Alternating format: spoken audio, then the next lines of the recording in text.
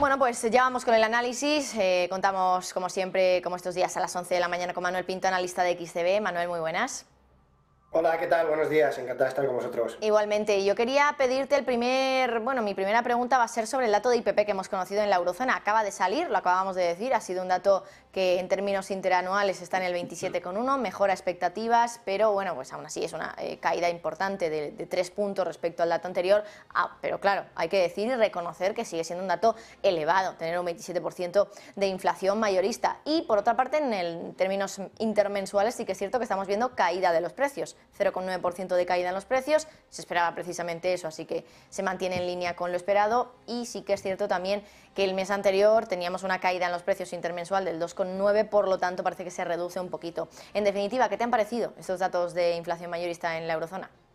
Bueno, pues como bien estabas comentando, ¿no? La verdad que parece que se reduce un poco el ritmo, a pesar de ser un 27%, que todavía es muy alto, pero hay que recordar que en el mes de octubre hubieron niveles de un 40 o 43%, ¿no? Así que, por lo tanto, al igual que estamos viendo con la inflación, pues parece que son datos que han podido tocar un techo en el pasado trimestre y que, por tanto, pues nos llevan a estar un poquito más tranquilos sobre la evolución de los precios, ¿no? Y como bien decías, además, en el mes a mes, pues un menos 0,9% pues nos deja también tranquilos, y a pesar de ser datos altos, nos sigue demostrando en este comienzo de año, y seguimos viendo en este comienzo de año, que los datos macroeconómicos, sobre todo los que son relativos al viejo continente aquí en Europa, pues realmente están siendo más positivos de lo que podíamos pensar, y que esas decisiones de momento de los bancos centrales, de esas subidas de tipos tan agresivas que vimos en 2022, todavía o no han hecho mella en la economía, al menos de momento, o veremos a ver su resultado en próximos meses, pero en estos momentos parece que la actividad económica fluye bien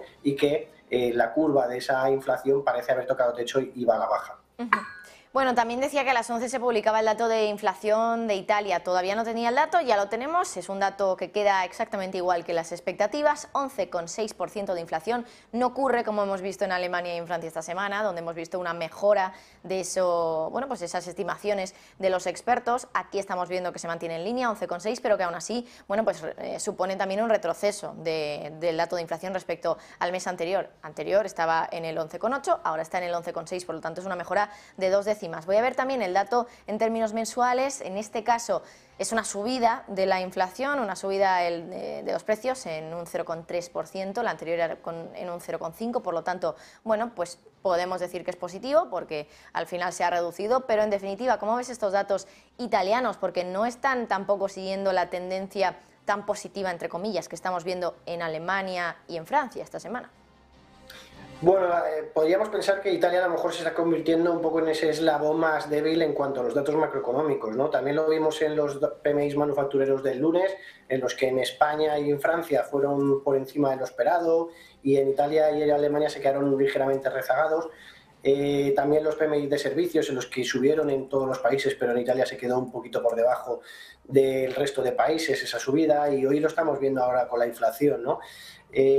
Bueno, realmente datos que tenemos que ir viendo y valorando en los próximos meses. Además, pues es verdad que es una subida alta comparada, o una inflación alta comparada al resto de países de la Unión Europea, pero bueno, como estamos viendo, pues realmente eso ya está en línea con el precio y con el mercado que teníamos, y todo lo que no sean esas sorpresas tan alcistas o bajistas en cuanto a las estimaciones de los datos, pues no tendría que tener tanta repercusión en el mercado, pero sí que es verdad que es un dato que preocupa, tener una inflación tan elevada, y de hecho es algo que lo comentan los bancos centrales, ¿no? Ya lo vimos ayer con las minutas, ya lo vimos en el pasado lunes en declaraciones de los miembros del Banco Central Europeo, que la inflación está aquí, que es, oye, que ha bajado, que puede ser por debajo de lo esperado, pero que las expectativas de inflación 2023 son muy altas, las expectativas de inflación de 2024 son altas, y hasta 2025 igual no llegamos a esos objetivos del 2 o el 2 y pico por ciento. Así que, por tanto, ese es el mensaje de los bancos centrales, ¿no? Hay que seguir luchando contra la inflación porque esto no ha parado, y estamos viéndolo con el dato que me estás comentando ahora de Italia, con inflaciones muy altas, que aunque sean en línea, son para estar preocupados y seguir manteniendo esa política de subidas de tasas, ¿no? De todas formas, comentabas el tema de las minutas de la Reserva Federal que se publicaron ayer, las actas de la FED, básicamente rechazaban, ¿no?, la percepción que tiene el mercado o la expectativa y la esperanza de que este año haya algún tipo de bajada de tipos de interés. Básicamente pues eran bastante tajantes en ese sentido, sugiriendo que no la iba a haber, que todavía hay que luchar contra la inflación, que no está todavía todo ganado, desde luego, pero me pareció curioso el movimiento de los bonos, porque a pesar de ello, a pesar de que la Reserva Federal estaba básicamente intentando decirle al mercado bueno, pues que no estaba en lo cierto, que estaba cometiendo un error, pensando que la Fed iba a bajar los tipos. A pesar de ello, las rentabilidades de los bonos ayer cayeron en Estados Unidos. ¿Cuál puede ser el motivo?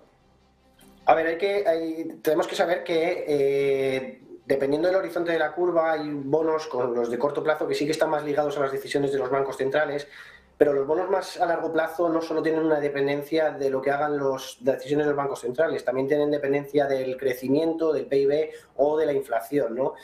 A pesar de que el mensaje de la Fed pudiera ser agresivo porque van a continuar con esas subidas de tipos, también se dejó entrever que la inflación ha bajado y que la inflación podría continuar bajando de cara a los próximos meses. Por tanto, en esos tramos más largos de la curva de tipos, al tener unos datos de inflación por debajo, la rentabilidad de los bonos también baja. O sea que va muy en línea no solo los tramos más largos con lo que decide la Reserva Federal o los bancos centrales, sino con los datos de crecimiento y con los datos de inflación. Al ser más bajos de lo esperado, también baja la rentabilidad y por tanto sube el precio de los bonos, que también es uno de los mejores cosas que nos está ocurriendo en este principio de año, ¿no? Para los mercados, empresas con altos niveles de endeudamiento, sectores históricamente con altos niveles de endeudamiento que se están favoreciendo de unos intereses de la deuda más bajos. En Estados Unidos, pues ya lo hemos comentado, pero en España el bono del Tesoro a 10 años terminó el año en el 3,65% y ayer estaba en el 3,40%, ¿no? En apenas 3 días es una bajada muy importante en la rentabilidad del bono español.